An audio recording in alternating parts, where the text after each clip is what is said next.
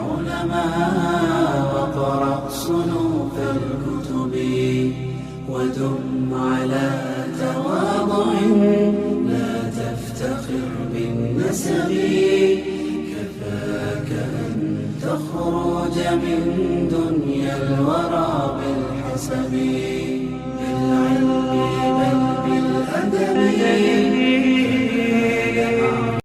کہ سورج اور چاند جو ہے حساب کے لیے ہے، تو وہ یہ کہتے ہیں کہ وہی گھڑیوں والی بات کہ ہم نے جب گھڑیاں دیکھ کے نماز شروع کر دی ہے، اب تو کوئی زیادہ باہر دیکھ لے سورج، تو اسی طرح حساب.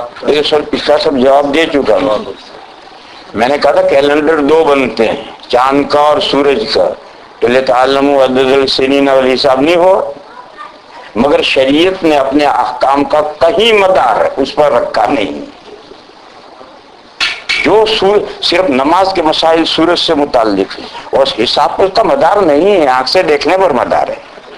اور وہ احکام جو گھمانا مقصود ہے ان کا چاند پر مدار ہے، وہ بھی دیکھنے سے متعلق. کیلنڈر بناؤ، کون منع کر رہا ہے؟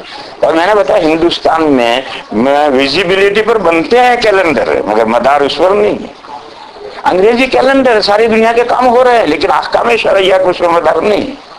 ایسے ہی جنتریاں چھپی ہوئی ہیں، لیکن مدار اس پر نہیں ہے. جو آپ کو آنکھ سے نظر آ رہا ہے، نمازوں کے اوقات کا مدار اس پر ہے.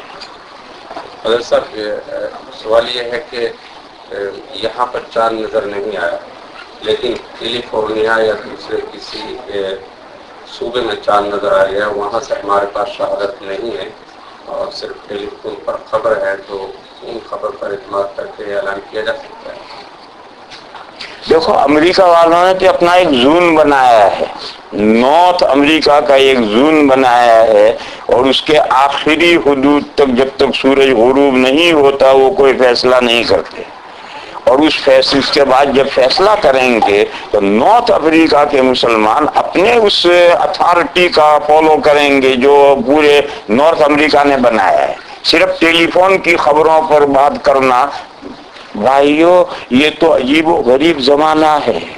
اس زمانے میں تو اب چاند پر سٹے لگنے لگے ہیں، اور گزشتہ سال انڈیا میں چاند کے مسئلے میں سٹے لگے ہیں. اس مسئلے میں آپ کے ملک میں کچھ اسنا ہے اور اکنا ہے اور پتہ نہیں کیا کیا ہے. پچھلے رمضان میں انہی لوگوں نے چاند کے معاملے میں گڑبڑ کی تھی، اور پچھلے سال آن لائن پر امریکہ میں تھا. جب یہ رمضان کے آخر میں میٹنگ ہو رہی تھی تو آن لائن میں تھا، مگر مجھے بولنے کا کوئی حق نہیں تھا.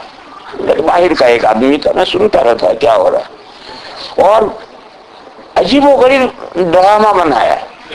کوئی ایک قاضی صاحب یا حاجی صاحب یا قاری صاحب کوئی ہیں، وہ نام مجھے یاد نہیں رہا، ان کے 5 طالب علموں نے چاند دیکھا، اور یہ قاری صاحب اور ان کے 5 طالب علم نارتھ امریکہ کے زون میں ہی نہیں. اور ان کی خبریں بار بار کہا کہ قاضی صاحب کو اور گواہوں کو آن لائن آنا چاہیے، وہ نہیں آئے. لیکن 3-4 آدمیوں نے ایسا گھیرا ڈالا کہ جک مار کر کے مولانا عبید اللہ کو فیصلہ کرنا پڑا. یہ سب کچھ اسکیم کے ماتحت پچھلی مرتبہ ہوا تھا. اس لیے میرے بھائیوں بہت چوکنا رہنے کی ضرورت ہے. جہاں اختلافات ہوں وہاں ہر طرح کے لوگ ہوتے ہیں، اپنی بات چلانے کے لیے، سعودیہ کی رویت کو ریئل بنانے کے لیے طرح طرح کی باتیں ہوتی ہیں. اس لیے ملک کے لوگوں کو اس کے ٹیلی فون، ای میل، فیکس، ان کا اعتبار بالکل نہیں کرنا چاہیے. جب آپ کی اتھارٹی جو ہلال کمیٹی وہ فیصلہ کرے تو اس کے اوپر چلنا چاہیے. جو ہم نے ایک کمیٹی بنا دی ہے تو اس کے فیصلے پر چلنا ہے. جیسے آپ نے کہا کہ وہ حج کو آپ نے آیت بتائی، اس میں حج کو ڈسٹنگوش کر کے آپ نے بتایا بالکل ہے. اس میں یہاں بہت سے عرب حضرات ہیں وہ عرفہ کا دن وہاں کے حساب سے لیتے ہیں، اس سے استدلال کرتے ہیں. ہم نے اپنے علماء سے سنا وہ کہتے ہیں کہ یہیں کے حساب سے جو چاند کی ریٹ ہے، عرفات کی ریٹ یہاں سے جب پوری دنیا کا چاند یہ کر لو گے تو پھر چاند الگ الگ کہاں رہا؟ وہ تو وہی توحید اہلہ والا ون مون پوری دنیا کا، تو پوری دنیا کا ایک ہی عرفہ ہو گیا. لیکن وہ شرن غلط ہے، پوری دنیا کا عرفہ ایک نہیں ہو سکتا ہے. حج کا جو ہے عرفہ وہ وہیں ہوگا. شرعی اعتبار سے ہر صوبے کی کمیٹی علیحدہ ہونی چاہیے روہت اس پارٹی میں ہو رہے یہاں کے علیحدہ روہت ہو، اتنا بڑا مشکل ہو جائے گا. ہر صوبے کے آپ علیحدہ کرنا جائیں گے تو بہت مشکل مسئلہ ہو جائے گا. حضرت آپ نے فرمایا کہ ایک سیکنڈ خیر بہت سارے سوالات ہیں، ایک ایک سوال کیجیے. ایک کے بعد دیگر. مفتی صاحب اگر حج غلط دن کیا بنے اس کا کیا مسئلہ؟ اس کا مسئلہ حدیث میں ہے. سو اس مسئلے بھی سمجھو، اور میں نے ترمذی کی تقریر میں اس مسئلے کو واضح کیا ہے. حدیث میں فرمایا ہے کہ الفطر یوم تفطرون والاضحی یوم تضحون. اگر رمضان ختم کرنے میں اور عید الاضحیٰ میں اجتماعی غلطی ہو جائے، اجتماعی غلطی ہو جائے اور اس کا پتہ ایسے وقت میں چلے کہ اس کی اصلاح کی کوئی صورت نہ ہو، تو حضور نے فرمایا رمضان پورا کرنا، عید کرنا صحیح ہو گیا اور قربانی کرنا صحیح ہو گیا. تو اب تک تو مسئلہ تھا اجتماعی غلطی ہو جائے، اسی طرح اگر اجتماعی غلطی کرا دی جائے اس کا بھی یہی حکم ہے. اجتماعی غلطی کرا دی جائے گی، حج ہو جائے گا. ان نصارہ اور یہ عیسائیوں کی اسکیمیں خاک میں ملیں گی، اللہ انشاءاللہ حج قبول کریں گے. دوسرا مسئلہ سمجھو، سعودی گورنمنٹ میں جو رہنے والے ہیں ان کو گورنمنٹ کے احکام ماننے ہیں ہر معاملے میں، لیکن جو اس گورنمنٹ کے حدود میں نہیں ہے ان کے ذمے سعودی گورنمنٹ کے احکام ماننا ضروری نہیں. سعودیہ میں تو گورنمنٹ کے ماتحت ہے، جب گورنمنٹ اعلان کرے گی مجبور ہے ان کو رمضان شروع کرنا ختم کرنا. ہم بھی جب حج کرنے وہاں جائیں گے تو ہم مجبور ہیں، لیکن اس گورنمنٹ کے حدود سے جو باہر رہنے والے ہیں ان کے ذمے ان کے احکام کا ماننا ضروری نہیں. دیکھو ایسی مثال ہے، ہم دیوبند سے لاہور 12 گھنٹے میں پہنچتے ہیں، رات کو بیٹھو مغرب ہو تو فجر وہاں جا کر پڑھتے ہیں. لیکن ہم کئی مرتبہ پاکستان کا چاند انڈیا میں نہیں مانتے. کیوں نہیں مانتے؟ وہ الگ حکومت ہے، ہم الگ ہے. ہماری سمجھ میں آئے گا ان کا چاند مانیں گے، نہیں آئے گا ان کا سمجھ میں آیا تو اس کا چاند مان کر کے ہم بھی فیصلہ کرتے ہیں، لیکن کبھی کبھی نہیں فیصلہ کرتے. دیکھو اس مرتبہ گجرات کا چاند دیوبند میں نہیں فیصلہ ہوا، حالانکہ ہمارا ہی ملک ہے، مگر گجرات کا چاند دیوبند نے دہلی نے نہیں مانا. انہوں نے 29 کی عید کی، پورے ہندوستان میں 30 کی عید ہوئی. تو ملک بدلنے سے احکام کا ماننا بھی الگ الگ ہو جاتا ہے. جب ہم حج کرنے سعودیہ میں جائیں گے تو ہم ان کو حج اسی تاریخوں میں کرنا ہے.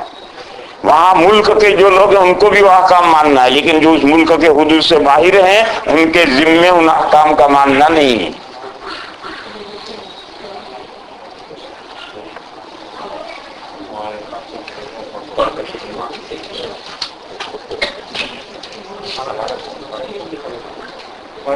یہ پوچھتے ہیں کہ سعودی عرب کے علاوہ سنو بھائی، سعودی عرب کے علاوہ متحدہ عرب امارات، کویت، قطر، بحرین، عراق اور افغانستان کو کیوں چھوڑ دیا؟ افغانستان کو بھی لکھو. یہ سب سعودیہ کے پر چلتے ہیں، ان کی اپنی کوئی رویت نہیں ہے. اور افغانستان نے بھی 40 سال سے فالوئنگ شروع کی ہے. جب علماء کو چن کر قتل کیا گیا تھا وہاں، اس کے بعد سے آج سے 40 سال پہلے سے افغانستان نے بھی فالوئنگ شروع کی. تو یہ سارے ملکوں کے نام بیکار ہیں، یہ تو سب سعودیہ کے ماتحت چل رہے ہیں.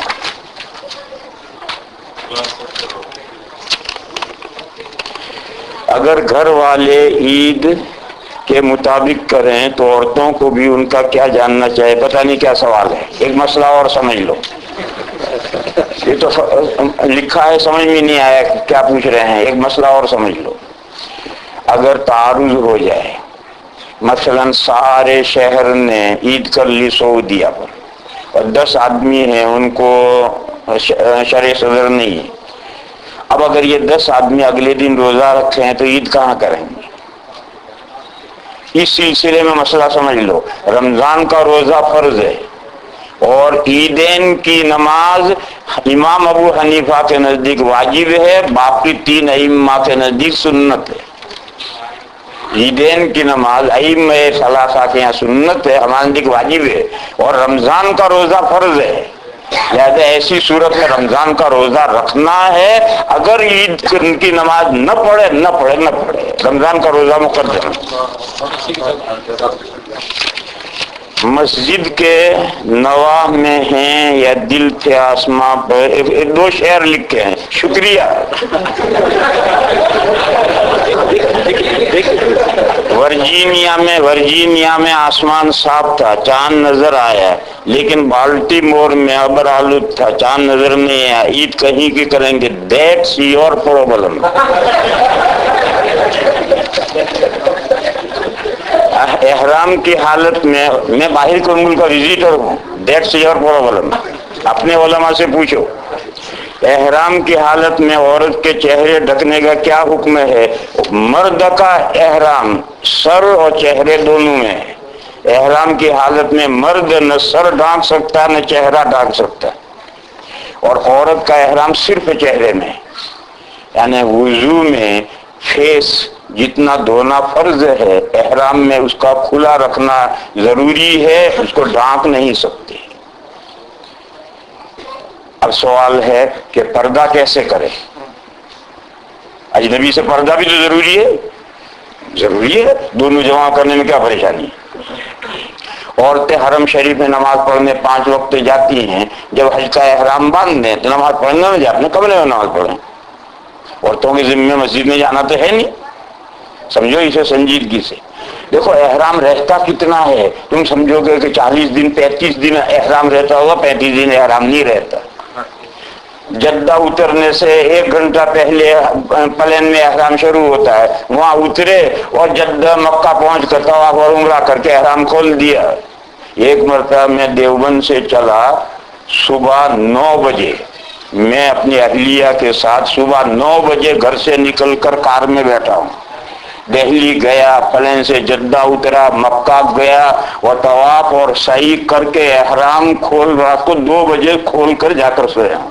دیوبند سے چل کر احرام 2 بجے کھول کر، وہاں مکہ میں 2 بجے تھے، دیوبند میں 4 بجے ہوں گے.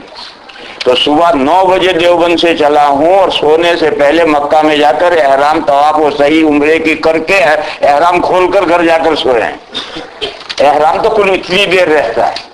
اور حج کا احرام 8 تاریخ کو باندھتے ہیں، 8 تاریخ کو باندھ کر کے 8، 9 اور 10 کو احرام کھل گئے. 10 دن احرام رہتا ہے. اور ان دنوں میں نماز پڑھنے کے لیے حرم شریف میں عورتیں نہ جائیں. اب ان کو یہاں سے مینا جانا ہے، عرفہ جانا ہے، بس میں بٹھا دو، ایک بڑا سا پنکھا ہاتھ میں دے دو، یوں کر کے بیٹھی رہے. میں تو اپنی گھر والی کو ایسا ہی بڑا سا پنکھا دے دیتا ہوں، اور بس میں بیٹھی ہے، پیچھے سیٹ پر آگے والے سے پنکھا کر کے بیٹھی ہے. دونوں چیزوں کو جمع کرنا، چہرہ نہیں چھپا سکتے اور پردہ کرنا ہے اجنبیوں سے. اور کوئی دوسری ترکیب آپ کر سکیں اور کریں. میں اپنے گھر والوں کے ہاتھ میں بڑا سا پنکھا دے دیتا ہوں، اس میں جا کر یوں کر کے بیٹھ جاتی ہے. آپ کو اور ترکیب کرنا چاہے اور کر لیں. آپ نے فرمایا کہ حج چاند سے نہیں، مگر ہم کو تاریخ 9 ذی الحجہ معلوم ہے. اگر سعودی عرب چاند میں غلطی کرتا ہے تو حج کا کیا ہوگا؟ وہ تو بتا دیا بھائی کیا ہوگا.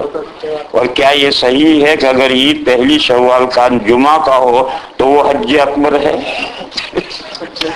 اگر عید پہلی شوال کا چاند جمعہ کا ہو تو وہ حج اکبر ہے. شوال کی پہلی تاریخ کو حج ہوتا ہے. کہیں کی عید کہیں کا روڑا، بانمتی نے کنبا جوڑا. ارے یہ نہیں ہے. عرفہ کی 9 تاریخ جس میں حاجی عرفہ میں جاتے ہیں وہ جمعہ کا دن ہو تو عوام میں یہ مشہور ہے کہ وہ حج اکبری. عوام میں یہ مشہور ہے. قرآن و حدیث سے اس کی کوئی دلیل نہیں. مگر دیکھو حضور نے جب حج کیا تھا تو عرفہ کا دن جمعہ کا دن تھا، اور اللہ نے اپنے حبیب کے لیے جو سب سے شاندار حج تھا وہ مقدر کیا. تو جمعہ اگر عرفہ کا دن جمعہ ہوگا تو ضرور فضیلت آئے گی حج میں. لیکن یہ کہ اسے حج اکبری ایسا قرآن و حدیث میں نہیں ہے، لوگوں کی باتیں. لیکن اگر جمعہ عرفہ کا دن جمعہ کا ہوگا تو حج میں ضرور فضیلت آئے گی. باقی قرآن میں یوم الحج الاکبر آیا ہے سورہ توبہ کے شروع میں، اور قرآن و حدیث کی اصطلاح میں عمرے کو حج اصغر کہتے ہیں اور حج کو حج اکبر کہتے ہیں۔ تو یہ مسئلہ ہے حج اکبر اور اصغر کا۔ یہ جو حج اکبری کا لوگوں میں مشہور ہے وہ ہے مشہور، باقی ایک اس دن اگر حج آئے گا تو ضرور ثواب بڑھے گا۔ دیکھو میں نے یہ بات کہی کہ حضور نے جو حج کیا تھا تو 9 ذی الحجہ کو جمعہ تھا۔ اگر یہ بات بالکل طے ہے تو یہ جو لوگوں میں مشہور ہے کہ حضور کی وفات ہوئی 12 ربیع الاول کو، یہ بوگس بات ہے، یہ بالکل بوگس بات ہے۔ کیوں؟ 2 باتیں طے ہیں، حضور کی وفات ربیع الاول میں ہوئی طے ہے، یہ بھی طے ہے کہ پیر کا دن تھا۔ اب ذی الحجہ کی 9 کو جمعہ تھا، وہاں سے گنتے گنتے آؤ، ہر مہینے کو 30 کا مان لو، 29 کا مانو، بعض کو 30 کو مانو، بعض کو 29 کا مانو، 12 کو پیر آ ہی نہیں سکتا۔ کر لیجو گھر جا کر کیلکولیٹر لے کر بیٹھی ہو، کوئی بھی حساب کرو گے 12 کو پیر نہیں آئے گا۔ اور یہ طے ہے کہ وفات ہوئی ہے ربیع الاول میں اور پیر کا دن تھا، یہ بات طے ہے۔ اور وہ جمعہ کا دن 9 ذی الحجہ جمعہ کا دن تھا، تو وہاں سے کسی طرح سے تم گنو گے 12 کو پیر نہیں آئے گا۔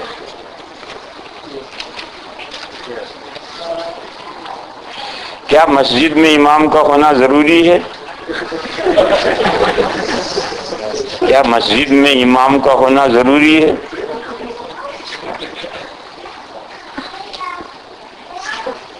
کوئی ضروری نہیں بھائی، مسجد سے باہر کھڑا رہ کے نماز پڑھا جائے۔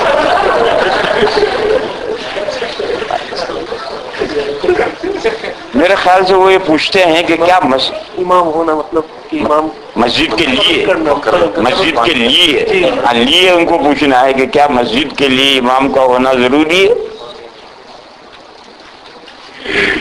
مسجد کون سی مسجد ہے؟ مسجدیں 2 طرح کی ہوتی ہیں، ایک مسجد طریق کہلاتی ہے جو شاپنگ سینٹر میں بنتی ہے، لیکن اب تو شاپنگ سینٹر بھی اور طرح کے ہو گئے۔ پرانے زمانے میں جیسے آپ حضرات کے یہاں سنڈے مارکیٹ لگتی نہیں لگتی، ایسی پرانے زمانے میں 7 دن کی مارکیٹ ایسی ہی لگتی تھی۔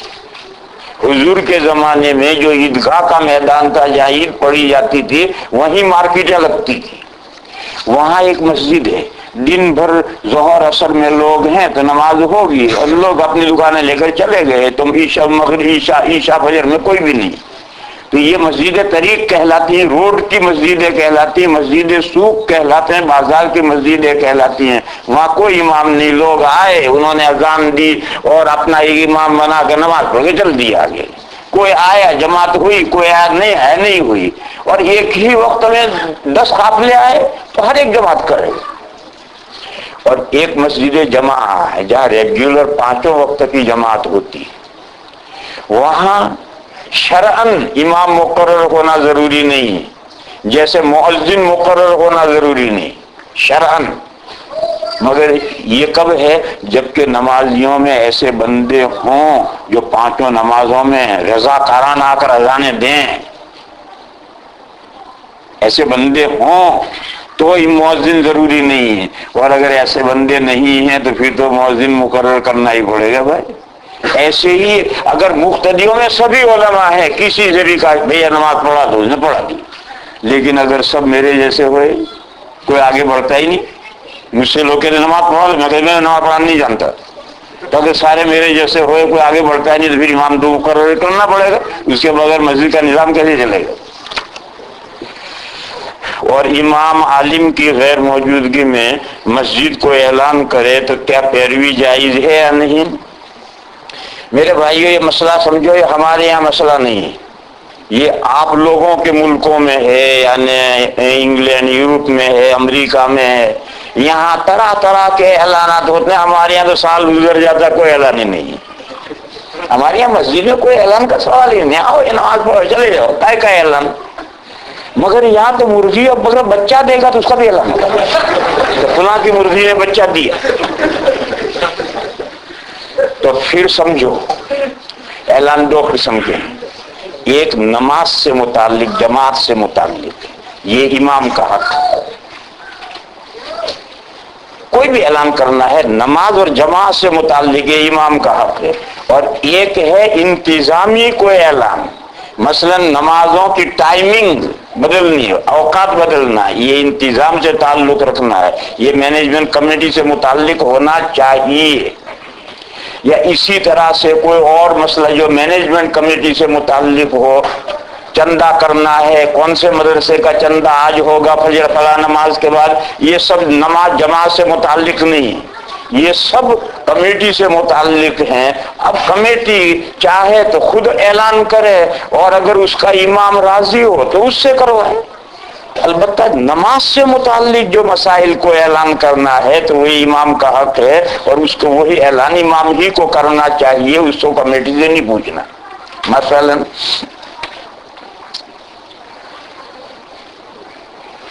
نماز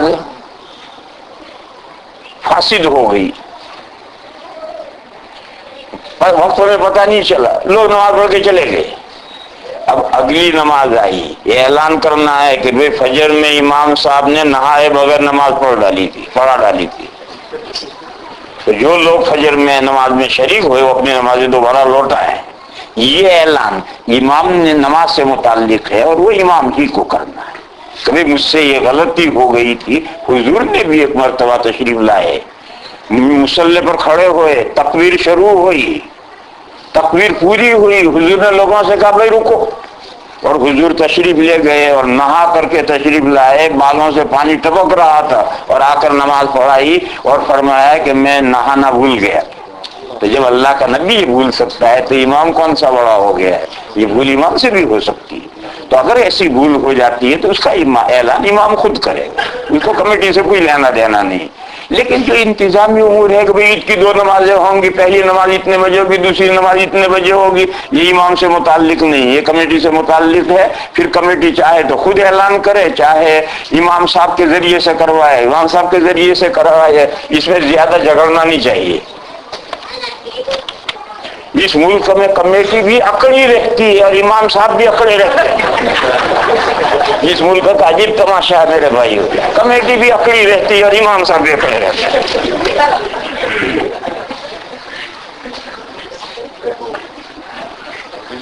یہ فرماتے ہیں حضرت دنیا کے کسی مسلم ملک میں شرعی شہادتوں کی بنیاد پر عید کا اعلان ہو تو کیا امریکہ کے مسلمان عید کر سکتے ہیں؟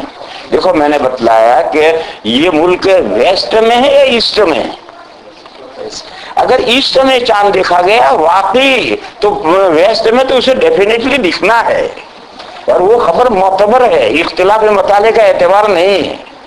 لیکن ویسٹ میں دیکھا گیا ہے تو ایسٹ میں فار اوے کنٹری میں نہیں مانی جائے گی بات، اور نیئر کنٹری میں مان لی جائے گی. فار اوے کتنے مائل تک ہے اور نیئر کا کتنے مائل تک ہے، یہ مفتیوں سے پوچھو.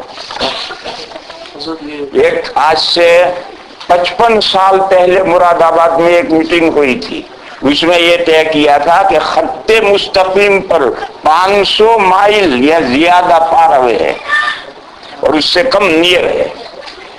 ایک معیار تھا، اور اسی معیار پر گجرات کا چاند دلی اور دیوبند میں نہیں مانا گیا ہے، کیونکہ گجرات سے خط مستقیم پر دلی 500 مائل سے زیادہ ہے.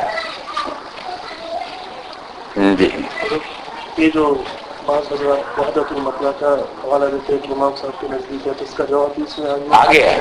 مولانا یہ فرما رہے ہیں کہ فقہ کی کتابوں میں لکھا ہے کہ اختلاف مطالعے کا اعتبار نہیں ہے.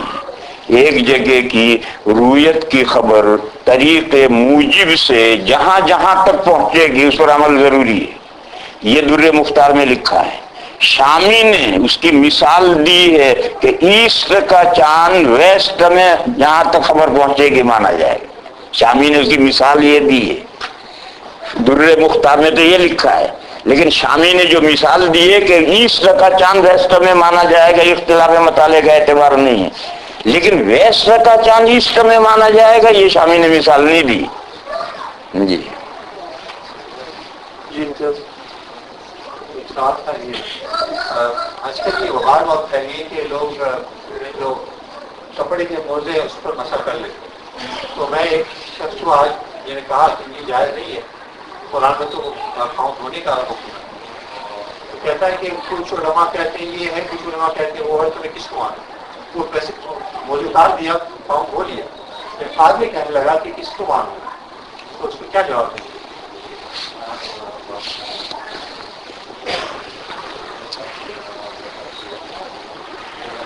وہ بے لگام ہے یا لگام لگی ہوئی اس کی؟ وہ جو شخص ہے اس کی لگام ہے یا بے لگام ہے؟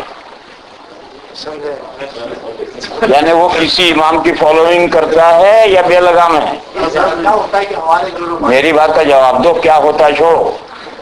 وہ شخص جس کو آج سے آپ کو گفتگو کرنی ہے وہ کسی امام کی فالوئنگ کرتا ہے یا بے لگام ہے؟ آج کل پتہ نہیں چلتا اس کے بارے میں. آتے حنفی تو پھر میں کیا جواب دوں؟ جب آپ کو پتہ نہیں چلتا تو میں کیا جواب دوں گا؟ ارے ایسا مت کہو, یہ کہو بے لگام ہے. اور بے لگام ہے تو چھوڑو اس کے حال پر. بے لگام گھوڑے کو کیسے پکڑو گے؟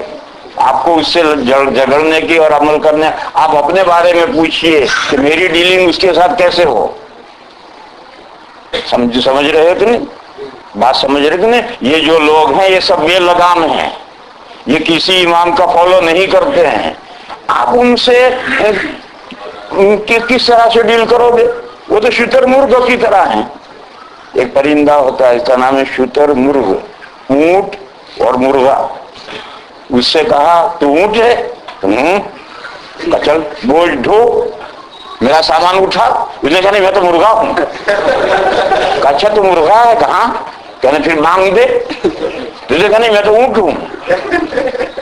مانگ دینے کو کہا تو اونٹ بن گیا, سامان ڈھونے کو کہا تو مرغا بن گیا. یہ حال ہے ان لوگوں کا. لہذا آپ ان سے کیسے نمٹیں گے؟ آپ کو ان کے پیچھے پڑنے کی ضرورت نہیں. اب آپ کو پوچھیں کہ ایسے لوگوں کے ساتھ ہماری ڈیلنگ کیسے ہو, مسئلہ سمجھو. ویسے بھی اس پہ فتویٰ ضرور دے دیجیے, بتا دیجیے. بتا تو رہا بھیا, کو ایک ہی سا سارا بول لو. مسئلہ ہے, ارے بتا تو رہا بھیا. سنو, پہلے ایک مسئلہ 4 اماموں کا سنو, پھر اس کے ساتھ اس کو سنیو. چاروں امام برحق ہیں اور ان کے مذاہب بھی برحق ہیں, اور اسی وجہ سے ایک امام کے ماننے والے دوسرے امام کے ماننے والے کے پیچھے بے تکلف نمازیں پڑھتے ہیں. لیکن کچھ مسائل ہیں. مثلا 3 اماموں کے نزدیک جسم میں استنجے کے 2 راستوں کے علاوہ کہیں سے خون نکلے تو وضو نہیں ٹوٹتی. نقصیر پھوٹی, ان کا وضو نہیں ٹوٹتی. اب ایک شافعی امام تھا, اس کی نقصیر پھوٹی, اسے نئی وضو کیے بغیر نماز پڑھانے کھڑا ہو گیا. تو جس حنفی نے اپنی آنکھ سے دیکھا ہے کہ اس کی نقصیر پھوٹی, نئی وضو کیے بغیر نماز پڑھا رہا ہے, اس شافعی امام کے پیچھے اس حنفی مقتدی کی نماز نہیں ہوگی. کہ دونوں برحق, بے شک برحق ہے. لیکن جب مقتدی کے عقیدے میں امام کی وضو ہی نہیں ہے تو اس کی نماز کے پیچھے کہاں سے ہوگی؟ الٹو مثال, تینوں اماموں کے نزدیک اگر کوئی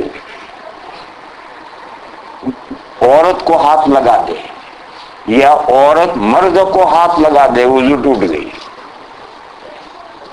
ان کا مسلک ہے.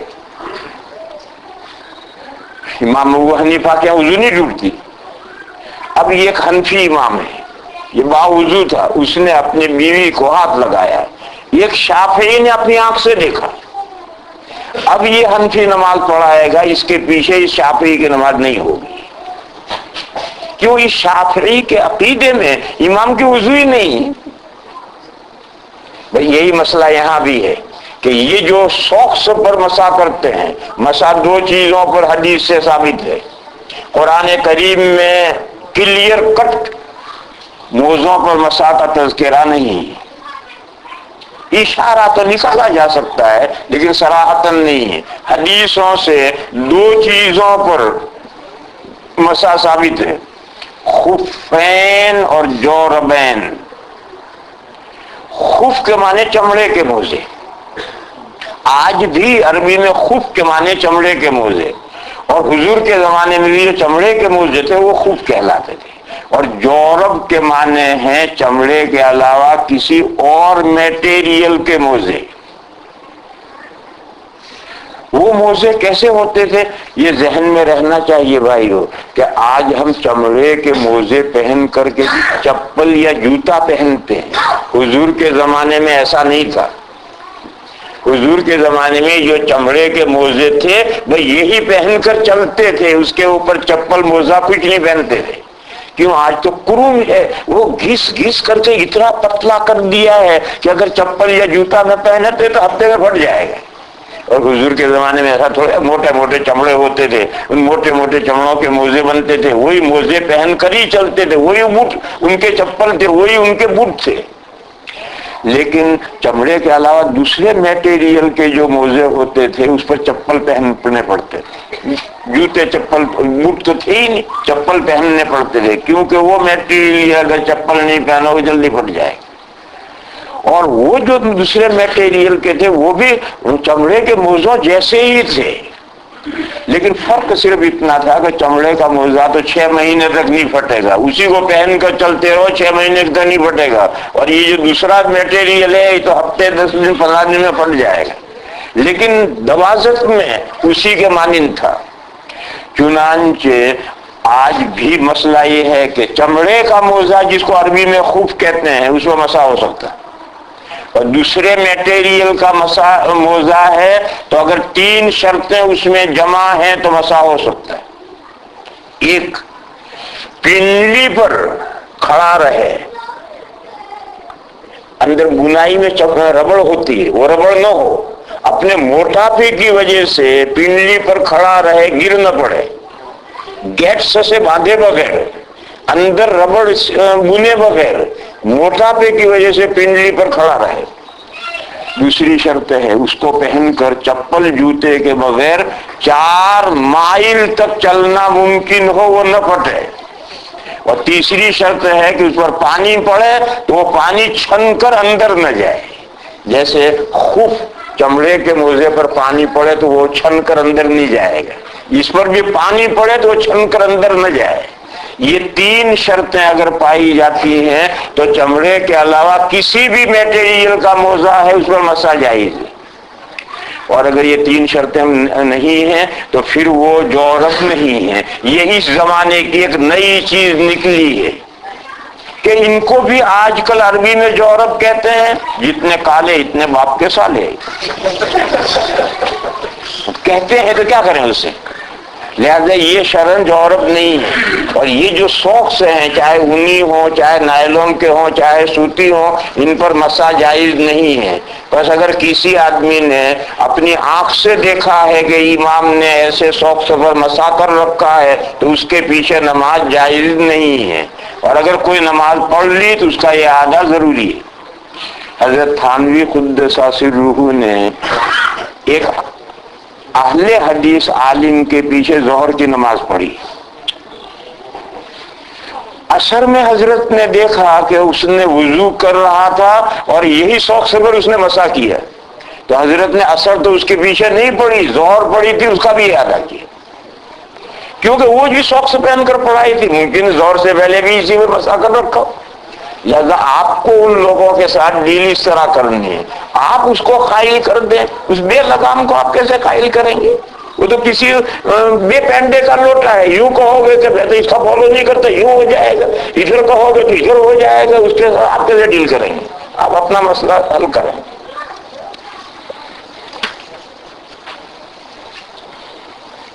اگر کوئی غیر مقلد امام کے علاوہ کوئی امام نہیں ہے تو اس کے پیچھے نماز پڑھنا جائز ہے، یہ گھر میں پڑھنا بہتر ہے. دیکھو گاہے ماہے ایسے امام کے پیچھے نماز پڑھ لینی چاہیے اور تنہا پڑھنے سے اس کے پیچھے پڑھنا بہتر ہے. میں نے بتایا کہ حضرت تھانوی نے اہل حدیث عالم کے پیچھے نماز پڑھی، یہ گاہے ماہے. لیکن مسجد میں ایسے شخص کو پرماننٹ امام بنانا یا ایسی مسجد میں جیسے جہاں یہ غیر مقلد عالم امام ہے ہمیشہ اس کے پیچھے نماز پڑھنا، یہ ٹھیک نہیں، اس سے تنہا پڑھنا بہتر ہے۔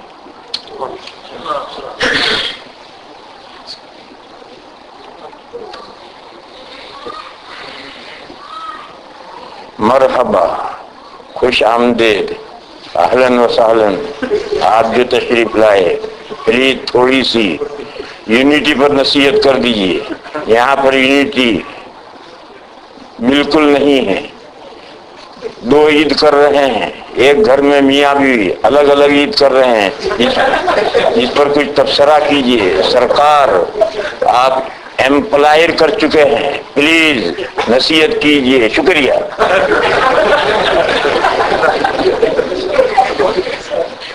ماشاء اللہ سے عمدہ پرچہ لکھا ہے، اس کا جواب ہے تھینک یو، اتنا ہی جواب اس کا تھینک یو۔ دیکھو بھائی، ایک اردو کی مثل ہے کہ جو لنکا میں پہنچا وہ 52 ہاتھ کا ہو گیا۔ جو لنکا میں پہنچا وہ 52 ہاتھ کا ہو گیا۔ اب ان کو میں کیسے یونائٹڈ کر دوں گا؟ تمہارا ملک ہی یونائٹڈ ہے، اب میں ان 52 ہاتھوں کو کیسے یونائٹڈ کر دوں گا؟ میرے بس کا نہیں۔ کیوں؟ ایک تو یورپ کا بھی یہی حال ہے، اور عوام کا نہیں، جو مولوی بھی آتا ہے ان ملکوں کے اندر وہ بھی 52 ہاتھ کا ہو جاتا ہے۔ وہ کیسا مولوی ہے وہ ہم ہی بھیجتے ہیں، ہمیں معلوم ہے کیسا ہے، مگر یہاں آ کر کے سیدھا 52 ہاتھ کا ہو جاتا ہے۔ اور جب سارے 52 ہاتھ کے ہیں، کوئی کسی کے ماننے کے لیے تیار نہیں، تو یونٹی کیسے کروا لے گا کوئی؟ یہی حال عوام کا ہے۔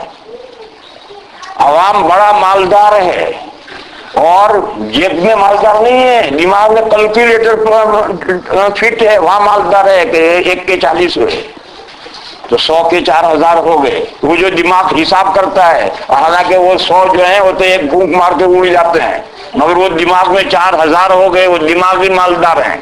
اور دماغی مالدار سے جو غرور مالداری کہا جاتا ہے وہ سب کو تباہ کر کے رکھتا ہے۔ اس لیے میرے بھائیو، ہمارا ملک بہت اچھا ہے، ہمارا ملک بہت اچھا ہے۔ ہمارے ملک میں چھوٹے بڑے علماء میں بھی چھوٹے بڑے، پورا ہندوستان ہے، وہ جانتا ہے بھئی یہ جو ہمیں چھوٹا ہے، مجھ سے بڑا عالم یہ، اس سے بڑا عالم یہ۔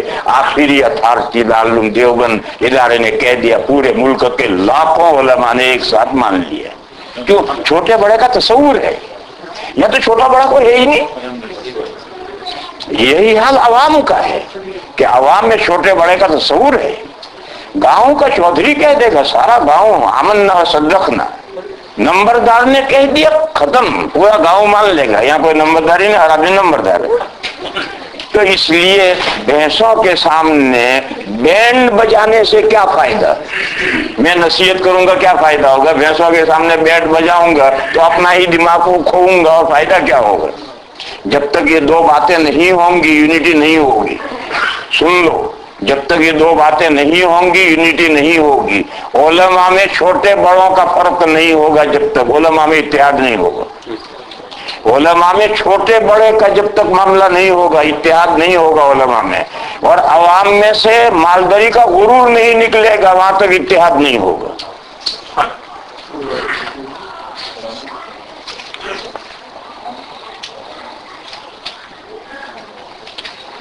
یہ کہتے ہیں کہ جنہوں نے عید جمعہ کو کی ان کو روزہ قضا کرنا پڑے گا یا نہیں؟